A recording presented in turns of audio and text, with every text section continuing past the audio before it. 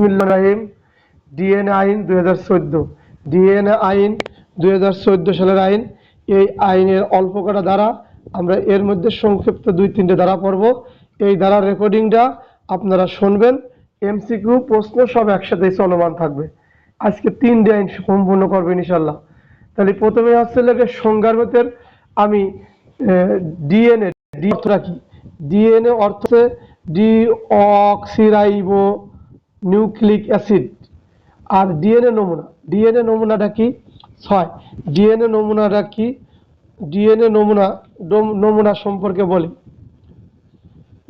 DNA বিশেষ বিশ্লেষণের উদ্দেশ্য কোনো ব্যক্তির দেহ হইতে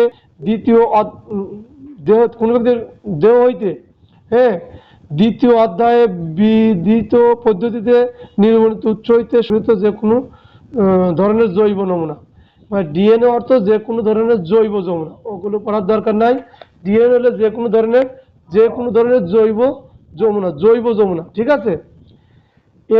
এই নমুনাগুলো ডিএনএ নমুনা দেহ হইতে কোনো ব্যক্তির দেহ হইতে যে কোনো জৈব নমুনা, কোনো ব্যক্তির দেহ হইতে যে কোনো জৈব নমুনা। আগে বর্তমানে আক্রমণ আপনাদের সাথে অন্য কায়দায় পড়ি। তাহলে ডিএনএ নমুনার অর্থ কি? কোনো ব্যক্তির দেহ হইতে না, তাহলে লাইন পড়বেন না। কোনো ব্যক্তির দেহ হইতে যে কোনো জৈব যমুনা। এমসিকিউ কি ধরনের ডিএনএ কিসের থেকে সংগ্রহ করা? যে কোনো ব্যক্তির দেহ হইতে সংগ্রহ করা। এমসিকিউ ডিএনএ কোথার থেকে সংগ্রহ করা? যে কোনো ব্যক্তির দেহ হতে সংগ্রহ করা। ডিএনএ কি ধরনের পদার্থ? যে কোনো জৈব পদার্থ, যে কোনো জৈব নমুনা বা পদার্থ, যে কোনো ধরনের জৈব নমুনা বা পদার্থ। এখন আসেন ডিএনএ 5টা কথা আছে। হ্যাঁ, দেহগত পার্থক্য, দেহগত পদার্থ মানে শরীরের থেকে যে কোনো পদার্থ যার ওজন আছে, আয়তন আছে, বল প্রয়োগ করলে বাধা সৃষ্টি করে, তাকেই পদার্থ বলে। এবং পদার্থ 2 প্রকারের, মৌলিক পদার্থ, যৌগিক পদার্থ। ওগুলো আমাদের জানার দরকার নাই। তাহলে 6 ডিএনএ নমুনা আছে দেহগত পদার্থ। 2 নম্বরে কোষ কলা নমুনা। শরীরের মধ্যে যে কোষ কলা থাকে, মাংসর যে আমরা দেখেন আঁশ মাংস বলে না, ওগুলো কোষ বলে। এক একটা কোষ কলা নমুনা। এটা বিজ্ঞান ছাত্রদের ভালো বেনে। পরিদের বস্তু হইতে সংগৃহীত দেহগত পদার্থ। পরিদের বস্ত্র মানে আমাদের যে কাপড় চোপড়, আমরা যে কাপড় চোপড় পরি, ওই কাপড়ের সাথে কিন্তু নমুনা লেগে থাকে। ধরেন ধর্ষণের নমুনা, মারালের রক্ত, এই কাপড় চোপড় সংগ্রহ করে না। আসলে এই কাপড় সংগ্রহ করে না, ওর সাথে রক্ত, বীর্য, গোস্ত, মাংস, চুল এগুলো লাগে থাকতে পারে। সেইগুলোর জন্য পরিদের বস্তু মানে কাপড় চোপড়, বস্তু বাদ দেন, কাপড় চোপড় হইতে সংগৃহীত দেহগত পদার্থ। ঘটনাস্থলে সংগৃহীত ঘটনাস্থলে যেসব আলামত পড়ে থাকে, কারণ এগুলো বোঝানোর তেমন কিছু না, সহজ। ঘটনাস্থল হইতে সংগৃহীত দেহগত পদার্থ মানে ঘটনাস্থলে যে রক্ত, হাড়, মাংস, কিডনি পড়ে গেছে, বা দুজনের মিলন করছে, অবৈধ মিলামেশা হয়েছে, সেখানে তাদের শরীরের অংশ যেটা পড়ে যায়, বা যে দুইজনের মধ্যে চুল হোক, শরীরের যে কোনো অংশ পড়ে গেছে বা ওখানে থাকছে, সেই অংশতেই তা পরীক্ষা করে পাওয়া যায় এটা কার দেহের, কিরা কোথার থেকে আসছে। বিজ্ঞান কত উন্নত! আর ধর্ম আছে লোকে কোথায় 1500 বছরের পিছনে। যাক, সব ধর্মই আমার বোঝা আছে। বিধি দ্বারা নির্ধারিত অন্য কোনো উৎস, বিধি দ্বারা এই আইনের যে বিধিবিধান আছে, সেই দ্বারা যে অন্য কোনো উৎস কোথার থেকে এটা সংগ্রহ করা যায়, যারা নিজে বাপ মা, আমার কোনো কিছুই পাইলে না, বা অনেক কিছু পাইলে বাপ মা দিয়ে, সন্তান পিতা মাতা দিয়ে কিন্তু পরীক্ষা নিরীক্ষা করে। ওরকম বিধি দ্বারা যে পদ্ধতি আছে, সেই পদ্ধতি। তাহলে আমরা কি পেলাম? 6 ডিএনএ নমুনা। এটা কোনো ব্যক্তির দেহ হইতে সংগ্রহ করবে, অথবা যে কোনো ধরনের জৈব নমুনা দ্বারা এই ডিএনএ পরীক্ষা। এটা এক হচ্ছে দেহগত পদার্থ। এটা কিন্তু গুরুত্বপূর্ণ এমসিকিউর জন্য। দেহগত পদার্থ, কোষকলা নমুনা। দেহগত পদার্থ, কোষকলা নমুনা। পরিদের বস্ত্র হইতে সংগৃহীত দেহগত পদার্থ মানে শরীরের যে কোনো পদার্থ ওই বস্ত্রের উপর, কাপড়ের উপর লাগিয়ে আছিল। ঘটনাস্থলের সঙ্গে মানে ঘটনা যে যা ঘটেছে তার আশেপাশে যে সমস্ত রক্তকেদা, মাংস, পেশাব পায়খানা দেখ সম্ভব, এইগুলো পদার্থ সংগ্রহ করবে। এরপরে আসেন 10 আছে পুলিশ কর্মকর্তা আসলে পুলিশ কর্মকর্তা হলে কার কথা লিখবেন? এই ডিএনএ আইন 2014 এই 2014 পুলিশ কর্মকর্তা কিরা? আমি কনস্টেবল, এএসআই, নায়ক, তারপরে সাব ইন্সপেক্টর, এসপি, ডিসি কিরা, আইনের ভাষায় আসেন দেই।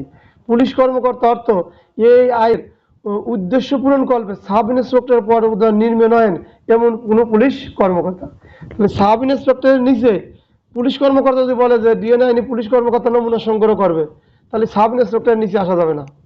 এই পুলিশ কর্মকর্তা খুঁজতে গেলে এএসআই নায়ক কনস্টেবল এএসআই এবিআই টিএসআই হবে না, হবে না, হবে কার থেকে? সাব ইন্সপেক্টর থেকে শুরু করে সাব ইন্সপেক্টর। তাহলে এমসিকিউ ডিএনএ আইনে দেখেন, ডিএনএ আইনে পুলিশ কর্মকর্তা কোনজন? আমরা তো পিআরবিতে পড়ছি সবাই পুলিশ অফিসার, পড়ছি না?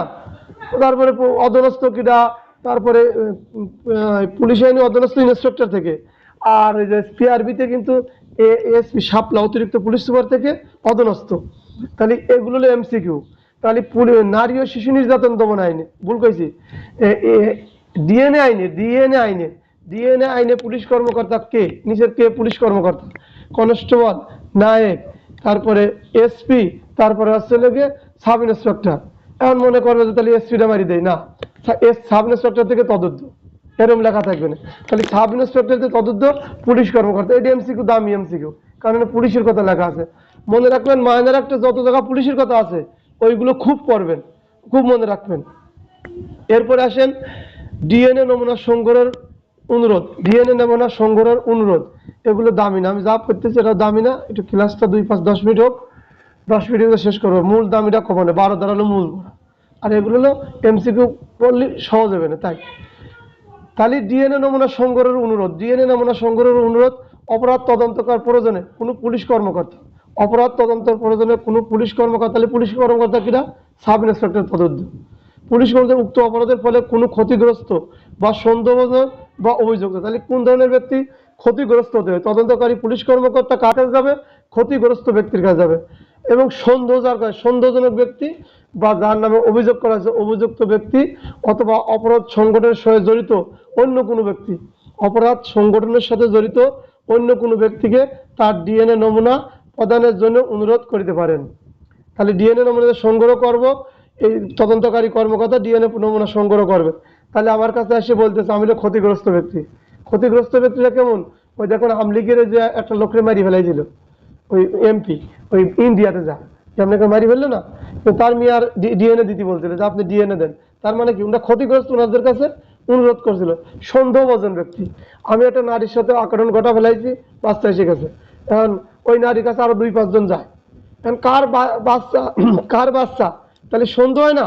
4-5 জনের কাছে গেছে, যে কোনো একজন সন্দেহওয়ালা ব্যক্তির এই ডিএনএ নমুনা নেছে ওই বাচ্চার সাথে মিলানোর জন্য। অভিযুক্ত ব্যক্তি সরাসরি আমার নামে অভিযোগ করেছে, রিজাউলি এই ঘটনা ঘটাইছে, ঠিক আছে, বা রিজাউলের রক্ত মাংস আমাদের ঘরে এসে মাইটে দিয়ে গেছে, এই রক্ত মাংস রিজাউলের। তাহলে রিজাউলকে অভিযুক্ত করলে আমার কাছে এসে আজ তদন্তকারী কর্মকর্তা, এবং আমার সাথে আরো কয়টা লোক ছিল, এই যে জয় ছিল, হজরত ছিল, এই ক্লাসের লোক মিলে আমরা ঘটনা ঘটাইছিলাম সন্দেহ। তাহলে ওদেরও নমুনা নাও, দেয় চুল মূল, অনেক লোকের অনেক চুল আছে, কার চুল পড়ছে মিলে দেই, ডিএনএ পরীক্ষা করে আসবেন, এই অনুরোধ করবে। ডিএনএ নমুনা সংগ্রহ করার জন্য তদন্তকারী কর্মকর্তা কি করবে? অনুরোধ করবে। ঠিক আছে, আপনার ডিএনএ নিয়ে পরীক্ষা করবো। কার কার ডিএনএ নেবে? ক্ষতিগ্রস্ত ব্যক্তির, সন্দেহভাজন ব্যক্তির এবং অভিযুক্ত ব্যক্তি, এবং অপরাধের অভিযুক্ত সন্দেহ হয় এরকম ব্যক্তির ডিএনএ নমুনা সংগ্রহ করার জন্য অনুরোধ করবে।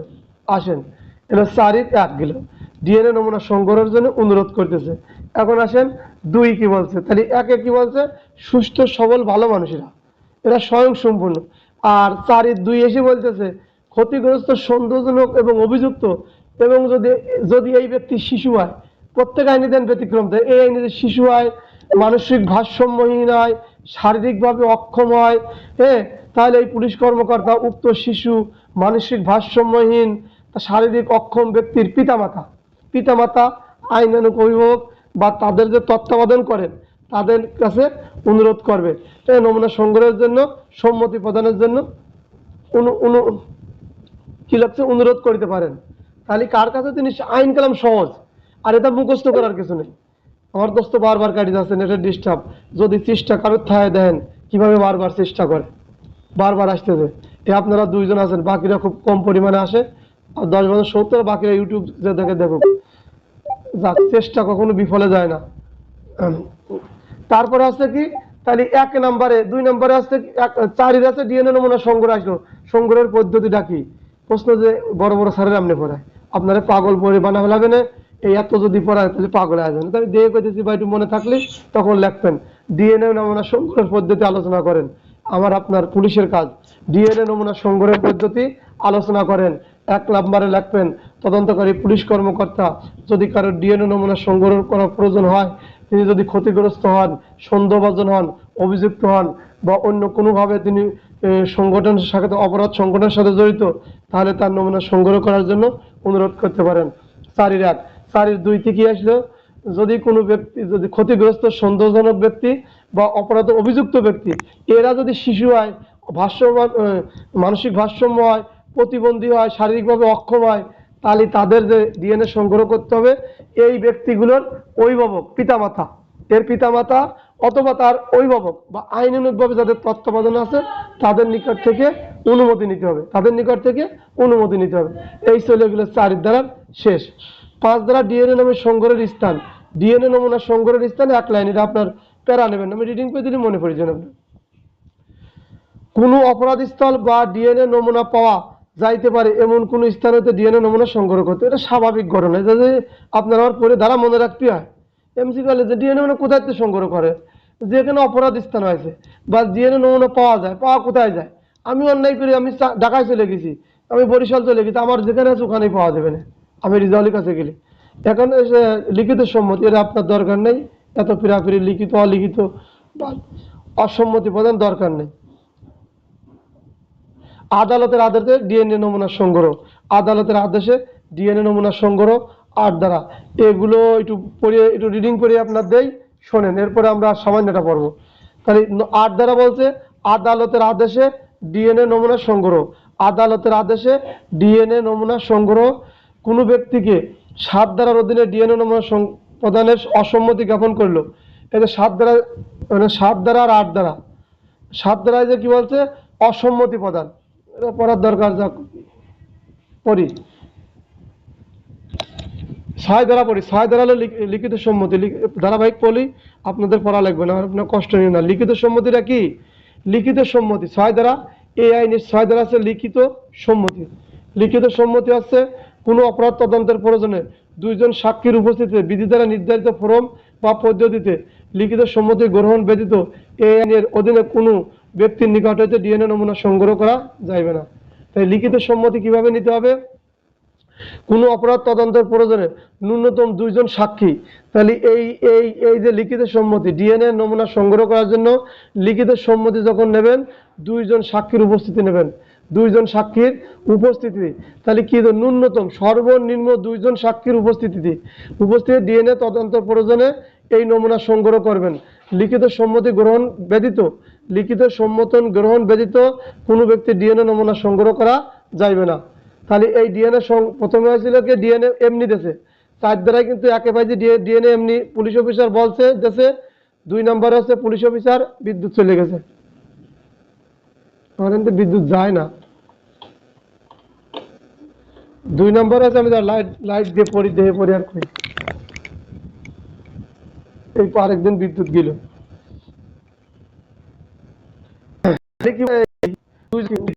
কাগজন সাক্ষী ডিএনএ পরীক্ষা ন্যূনতম লিখিত নিতে হবে, নমুনা নিতে হবে 2 জন সাক্ষী। কি ধরনের দুটো লিখিত সম্মতি করতে হবে। এটুকু এমসিকিউ দেখেন। অসম্মতি প্রদান, অসম্মতি ডিএনএ সংক্রান্ত ডিএনএ নমুনা নিবার আসছে, সে লোক অসম্মতি দিচ্ছে না, আমি দেবো না, অনুমতিও দিচ্ছে না, বা সে সুস্থ ব্যক্তি বলতে আমি দেবো না, তখন কি করবে? কোনো অপরাধ তদন্তের প্রয়োজনে যদি কোনো ব্যক্তিকে অনুরোধ জানানো হয় এবং এবং অনুরোধ অনুরোধ অনুরোধ করিবার 3 ঘন্টার সময়ের মধ্যে 3 ঘন্টার সময়ের মধ্যে সম্মতি প্রদান না করেন, তাহলে ডিএনএ নমুনা প্রদানের অসম্মান করেছেন বলে গণ্য। খুব খেয়াল করেন, দামি এটা এমসিকিউ। আপনি কর্তা, আপনি এর জন্য অনুরোধ করেন, তিনি অসম্মতি জানালেন, এই অসম্মতি দেওয়ার পরে যে 3 ঘন্টা ওয়েট করবেন, 3 ঘন্টার মধ্যে যদি সে হু না করছে বা সম্মতি না দিয়েছে, তিনি মনে করবেন তিনি অসম্মতি জ্ঞাপন করিয়াছেন। কয় ঘন্টা? ডিএনএ পরীক্ষার জন্য 3 ঘন্টা এমসিকিউ। ডিএনএ পরীক্ষা জন্য আপনি অনুরোধ করার পরে ও যদি 3 ঘন্টা পর্যন্ত যদি না করে, তাহলে মনে করবেন তিনি অসম্মতি দিয়েছে।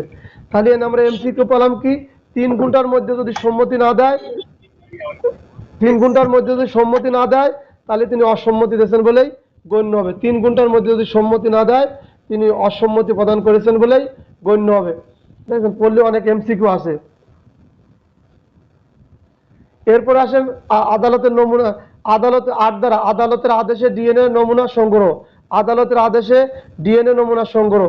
কোনো ব্যক্তি যদি 7 ধারার অধীনে ডিএনএ নমুনা প্রদানে অসম্মতি জ্ঞাপন করিলে পুলিশ কর্মকর্তা কোনো অপরাধ তদন্তের প্রয়োজনে ডিএনএ সংগ্রহ করানোর জন্য উপযুক্ত আদালতে আবেদন করিতে পারেন।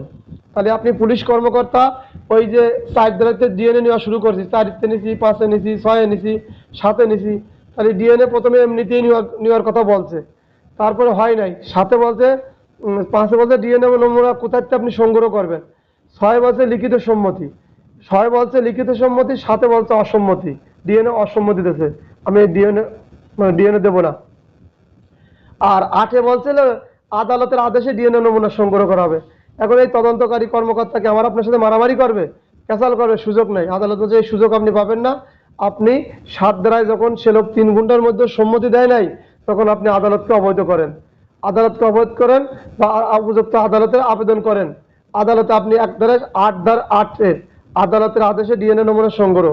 তাহলে 8-এর 1-এ কি বলছে, কোনো ব্যক্তি যদি 7 ধারার অধীনে ডিএনএ নমুনা সংগ্রহ প্রদানে অসম্মতি জ্ঞাপন করিলে সংশ্লিষ্ট পুলিশ কর্মকর্তা অপরাধ তদন্তের প্রয়োজনে ডিএনএ নমুনা সংগ্রহ করিবার জন্য উপযুক্ত আদালতে আবেদন করবেন। খালি তদন্তকারী কর্মকর্তা ডিএনএ নমুনা সংগ্রহ করার জন্য আদালতে আবেদন করবে। 8-এর আগে এতটুক। তারপরে কি বলছে, 2 বলছে আবেদনের ভিত্তিতে উভয় পক্ষকে শুনানির যুক্তিযুক্ত সুযোগ প্রদান করিয়া আদালতের সম্মুখে উপস্থাপিত দলিলাদি বিবেচনা ক্রমে আদালত ডিএনএ নমুনা সংগ্রহের জন্য আদেশ প্রদান করবেন। তাহলে আদালতে যে পুলিশ তদন্তকারী কর্মকর্তা আবেদন করলে ওই উভয়ের শুনানি হবে যে কেন আপনি দেবেন না, কি দোষ কি গুণ, এর একটা যাচাই বাছাই করে শুনানি করার পরে আদালত ডিএনএ নমুনা গ্রহণের জন্য আদেশ প্রদান করবেন। এই শুনানিটা কিরকম, পুলিশ অফিসার বলছে না এটা সংগ্রহ করা লাগবে, আমার তদন্তে লাগবে, আর যে ব্যক্তি এটা দিবার চাচ্ছে কয় না আমি দেবো না। কেন দেবো, যদি আমার বিপদ হয়, ঝামেলা হয়, আমি যদি কোনো সমস্যায় পড়ি, ও ভয় পাতেই পারে। তা পুলিশ অফিসারের জোর করা নিষেধ করছে বা জোর জুলুম করার কিছু নাই। আপনার কাছে যদি স্বেচ্ছায় দেয় 4 ধারা, স্বেচ্ছায় যখন দেয় নাই 5 ধারা লিখিত সম্মতি নেন, 6 ধারা লিখিত সম্মতি নেন, তাও দেয় নাই, সাথে আসেন অসম্মতি জ্ঞাপন করেছে, 3 ঘন্টা পরে আপনি জানলেন সে লোক আপনার অসম্মতি দিয়েছে। এরপর 8-এ আপনি আদালতের আশ্রয় নেন, আপনি আইনি লোক, আপনি আদালতের আশ্রয় নেন, আদালত লিখিত নির্দেশ দেবে। 10 ধারা ডিএনএ নমুনা সংগ্রহের পদ্ধতি। 10 ধারা ডিএনএ নমুনা সংগ্রহের পদ্ধতি। 10 ধারা ডিএনএ নমুনা সংগ্রহের পদ্ধতি। কোনো যোগ্যতা সম্পন্ন ব্যক্তি বা নির্ধারিত ব্যক্তি কর্তৃক ন্যূনতম 2 জন সাক্ষীর উপস্থিতিতে, ঠিক আছে, নির্ধারিত পদ্ধতি ও প্রক্রিয়ায় ডিএনএ নমুনা সংগ্রহ করতে হবে। হবুজবুজে কিন্তু ডিএনএ নমুনা সংগ্রহ হবে না। খালি কি বলছে, ডিএনএ নমুনা সংগ্রহের পদ্ধতি বলে দিয়েছে আপনার। কোনো যোগ্যতা সম্পন্ন ব্যক্তি, অযোগ্য দিয়ে হবে না। বাসায় কাজ করছেন, 10 বছর অর্ডার লিখিত করছেন, একটা সোনার চামচ নিয়ে যান, সে সুযোগ হবে না। তাহলে ডিএনএ নমুনা সংগ্রহের পদ্ধতি কি, কোনো যোগ্যতা সম্পন্ন ব্যক্তিতে নির্ধারিত পদ্ধতিতে কর্তৃপক্ষ ন্যূনতম 2 জন সাক্ষীর উপস্থিতিতে, কি বলছে, কর্তৃপক্ষ ন্যূনতম 2 জন ব্যক্তির উপস্থিতিতে নির্ধারিত যে পদ্ধতি আছে সেই পদ্ধতিতে ডিএনএ নমুনা সংগ্রহ করবেন। এখন আসেন এই ডিএনএ আইন 2014 সর্বশেষ দাঁড়ালো 12 পর্ব। এইটাই 100% ইম্পর্টেন্ট, এইটাই 100% গুরুত্বপূর্ণ রিটেনের। আসলে এইটাই আসবে, মূল হলে এইটাই পড়াতাম, কিন্তু এবার যে এমসিকিউ না পড়লে হয় না। মানে বেশি গাছ ছেড়ে দিলে আবার দেখলে এটা আসে বলে তখন যে এমসিকিউ গুলো আসলো, যার কারণে আমার পড়া। তাহলে এই ডিএনএ আইনের আপনি 12 ধারা মুখস্থ A to Z করবেন। আমি রেজাল্ট A to Z করছিলাম, আপনিও করবেন, সবাই করবেন। ডিএনএ আইনের 12 ধারা আপনাদের জন্য সাজেশন। তাহলে এই যে যতগুলো ধারা পড়লাম এইটা হলো মূল। কারণ আমি কিন্তু আরো 2-3টে কথা বলতে পারতাম, এটা আসতে পারে, ওটা আসতে পারে, ওটা একটা ভাবধান্য। আমি মনে করি এগুলো আসবে না, কিন্তু 12 আসবে না, এটা আপনি মনে রাখেন। যদি ডিএনএ তে প্রশ্ন করে 12 ধারা আসবে। 12 ধারার শিরোনাম কি, ডিএনএ নমুনা বা ডিএনএ প্রোফাইলের ব্যবহার। ডিএনএ নমুনা বা ডিএনএ প্রোফাইলের ব্যবহার আসতে পারে। ডিএনএ নমুনা বা ডিএনএ প্রোফাইলের ব্যবহার কিভাবে বিধি আলোচনা করো। ডিএনএ প্রোফাইলের কিভাবে ব্যবহার বিধি করা হয় আলোচনা করো। ডিএনএ প্রোফাইল কি, ডিএনএ প্রোফাইল কি কি কি কি উপাদান আছে, এরকম বিভিন্নভাবে আসলে এই ডিএনএ প্রোফাইলের এই 12 ধারা থেকে আমি প্রশ্নের উত্তর করব। আসি ডিএনএ এক বা ক ডিএনএ কা কোনো ব্যক্তি শনাক্ত করে। ডিএনএ প্রোফাইলের ব্যবহার কেন করা হয়? এই ডিএনএ টেস্ট কেন করা হয়? কোনো ব্যক্তিকে শনাক্ত করার জন্য, কোনো ব্যক্তিকে শনাক্ত করার জন্য, খেয়াল করবেন, কোনো ব্যক্তিকে শনাক্ত করার জন্য। এই যে চুল, দাড়ি, লোম, মল, পায়খানা, পিসাব, এই যত সময় পরিয়ালাম উপর থেকে এইগুলো যে নিয়ে গেল, এইগুলো নিয়ে পরীক্ষা করবে, ডিএনএ টেস্ট করবে। কি জন্য করবে? কোনো ব্যক্তিকে শনাক্ত করার জন্য। এই এই জিনিসটা কার, এই জিনিসটা কার, এই চুল, লোম, দাড়ি, পিসাব, পায়খানা কার ছিল এখানে, এই ডিএনএ পরীক্ষা করলে কোনো ব্যক্তি শনাক্ত হয়ে যাবে। আমার এখানে বৃষ্টি হচ্ছে ভরপুর, ও আমার এখানে বিদ্যুৎ, আমি লাইট জ্বালা নিচ্ছি, বুঝছেন? আমার দেখা যাক পড়াগুলোতে শুনতে পাচ্ছেন। এরপরে খ নাম্বার করছে কোনো অপরাধের সাথে জড়িত, কোনো অপরাধের সহিত সংশ্লিষ্ট কোনো ব্যক্তিকে শনাক্তকরণ। কোনো অপরাধের সহিত সংশ্লিষ্ট কোনো ব্যক্তিকে শনাক্তকরণ। কোনো অপরাধ হলো, কোনো জায়গায় ডাকাতি আছে, চুরি হয়েছে, রাহাজানি আছে, ধর্ষণ হয়েছে, কিন্তু ওই ব্যক্তিদের যদি কোনো মানুষের শরীরে চুল, দাড়ি, লোম, ওই কোনো যদি শরীরের কোনো পদার্থ বা কোষ পড়ে থাকে, ওইগুলো পরীক্ষা নিরীক্ষা করলে, ডিএনএ টেস্ট করলে কোনো কোনো এই অপরাধের সাথে কে জড়িত ছিল সংশ্লিষ্ট ব্যক্তিকে খুঁজে পাওয়া যাবে। কথা সহজ কিনা? তাহলে এক ব্যক্তিকে ধরার জন্যই, কোনো ব্যক্তিকে শনাক্ত করার জন্য খ নাম্বার কোনো অপরাধের সহিত সংশ্লিষ্ট কোনো ব্যক্তিকে। 3 নাম্বারে নিখোঁজ বা অজ্ঞাত ব্যক্তিকে শনাক্তকরণ। আমাদের এলাকায়, আমি খুলনার রাজবাড় ডিউটি করি, ওখানে 25 বছর একটা পুরুষ মানুষ আছে, কারোর সাথে কথাও বলে না, গ্যাঞ্জাম করে না, খিদে লাগলে কারোর বাসায় ঠেলে ওঠে, খায়া আসে। এখন এই ব্যক্তির কোথার থেকে আইছে, কিভাবে আইছে, তাহলে ওর এই ব্যক্তির নিখোঁজ, অজ্ঞাত, সে কিছু বলতেও পারে না, কিন্তু 25 বছর ওই রাজবাড়ে আছে। তো এই যে নিখোঁজ বা অজ্ঞাত ব্যক্তিকে শনাক্ত করার জন্য ডিএনএ পরীক্ষা হয়। কোনো ব্যক্তি হলো তার কারোর না কারোর সন্তান, কারোর না কারোর ভাই, কারোর না কারোর বোন, এরকম বাংলার জমিনে আমি খালিশপুরে একটা মহিলা দেখছি 35 বছর আছে, একটা একটা দোকানদার পালে। তাহলে এই যে জিনিসগুলো, এই ব্যক্তি যদি কেউ না কেউ মা বা ভাই বোন আছে, এখন এলাকায় এসে বললো, এলাকার লোকজন বললো না, এখানে নিতে দেবো না আপনার, কারণ আমাদের এখানে থাকে, আমরা তার ভরণ পোষণ দেই, আপনি কিরা, আপনারে চিনি নে। তখন সেই ব্যক্তি বলল, এ তো নিখোঁজ আর অজ্ঞাত ব্যক্তি, আমার সরকার বললো আমার ডিএনএ নেন, এর সাথে মিলে দেখেন, মিলে দেবে না। এই যে ডিএনএ পাস করলে, তাহলে কার কার জন্য করলাম? নিখোঁজ এবং অজ্ঞাত, নিখোঁজ এবং অজ্ঞাত ব্যক্তি। তাহলে কোথায় পেলাম? আমি আমার নিজের দেখা একটা নারী, একটা পুরুষ, একটা 25 বছর, একটা 30 বছর নিখোঁজ হওয়ার আছে। এই ব্যক্তিকে শনাক্ত করে তার বাড়ি, তার মা বাপ, তার মায়ের কোলে ফেরত দেওয়া সম্ভব। সে যদি নিখোঁজ এবং অজ্ঞাত হয় এবং তার ডিএনএ পরীক্ষা করে সে কোন বাড়ির কোন মায়ের সন্তান খুঁজে পাওয়া সম্ভব। এরপরে হবে 4, 2 বা ততোধিক ব্যক্তির মধ্যে পারস্পরিক সম্পর্ক নির্গুণ। 2 বা ততোধিক ব্যক্তির মধ্যে পারস্পরিক সম্পর্ক। এইটা কেমন? আমার ভাইয়ের সাথে আমার ভাই, আমরা ভাই বোন আছি না, আপনারাও ভাই বোন আছেন, এই আমার বোনের সাথে কি আপন মায়ের, কোন মায়ের সন্তান, কোন বাপের সন্তান, আমাদের ডিএনএ পরীক্ষা করলে বোঝা যাবে যে আমরা কি এক বাপের সন্তান না এক মায়ের সন্তান, এটা প্রমাণ করা যায়। পারস্পরিক সম্পর্ক, জায়গা জমি লাগিয়ে গেছে, আমি বললাম জয়ের তো আমাদের বংশের নাই, জয় করলে যে আপনি তো আমাদের বংশের নাই, অথবা বললাম আমরা দুইজন একই বাবার, এই যে ঝামেলা শুরু হলো, তাহলে আমাদের পারস্পরিক সম্পর্ক কি? আপনি খ্রিস্টান ধর্মের, আমি বৌদ্ধ ধর্মের, একজন মুসলিম ধর্মের, 3 জন মিলে লিখেছি জ্ঞানদাম এক বাপের সন্তানের, কিন্তু 3 জন 3 ধর্ম করতেছি, সমস্যা নেই। আসেন আপনাদের পারস্পরিক সম্পর্ক নির্ণয় করতে ডিএনএ টেস্ট করা হবে। 2 বা ততোধিক ব্যক্তি আসলে কোন বাপের কোন মায়ের, ধর্ম আপনি করতেই পারেন, আপনি হিন্দু আছেন, আমি মুসলিম আছি, আরেকজন খ্রিস্টান আছে, কিন্তু এক বাপে এই কাজ করে ফেলাইছে, হতে পারে কি পারে না? কিন্তু 3 জনের বাবা যে একজন। এই যে পারস্পরিক সম্পর্ক স্থাপনের জন্য, এবং কোথায় যখন গার্মেন্টসে যখন মারা যায়, গার্মেন্টসে যখন পুড়ে যায়, তখন ওদের যে রক্ত মাংস নিয়ে পারস্পরিক সম্পর্ক হলেও ওটা পরীক্ষা নিরীক্ষা করা হয়। তাহলে 2 বা ততোধিক ব্যক্তির পারস্পরিক সম্পর্ক নির্ণয়ের জন্য ডিএনএ পরীক্ষা বা ডিএনএ প্রোফাইলের ব্যবহার করা হয়, ডিএনএ প্রোফাইলের ব্যবহার করা হয়। এখন আসেন 5 নাম্বার, প্রাকৃতিক দুর্যোগ বা দুর্ঘটনার কারণে মৃত্যু ব্যক্তি শনাক্তকরণ। প্রাকৃতিক দুর্যোগ বা দুর্ঘটনার কারণে, ওই যে সাগরে মানুষ যখন নৌকা ভাসি মারা যায়, বা সিডোর আইলা লোক মারি ভাসি গেছে, কে নারী কে পুরুষ, অর্ধেক খাওয়া গেছে, হাত পা ছুটে গেছে, তখন এই প্রাকৃতিক দুর্যোগ বা দুর্ঘটনার জন্য গার্মেন্টস পুড়ে যায়, পুড়ে গেলে তার অঙ্গ প্রত্যঙ্গ বোঝা যায় না, কিন্তু এই ডিএনএ প্রোফাইলের মাধ্যমে এই ব্যক্তিকে শনাক্ত করা সম্ভব।